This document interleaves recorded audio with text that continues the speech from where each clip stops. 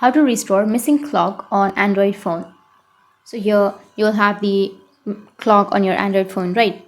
So I'll just go and remove it. And now if you want to restore the clock, then what you need to do is you just need to simply tap and hold on to that screen. And here on the bottom, you will have 4 options. So you can simply go with widget option. If you don't have the widgets right here, then what you need to do is just go with your all apps and swipe right, or just swipe left, and you will have the widgets section. Now under your widgets, you just need to simply go and choose the clock widget, tap on it, and you can simply select the clock, like analog or digital or just normal clock, and you can tap on add widget, which is on the bottom of your screen. So tap on add widget and the clock has been added. Now you can simply drag the clock and take it wherever you like, and that's it.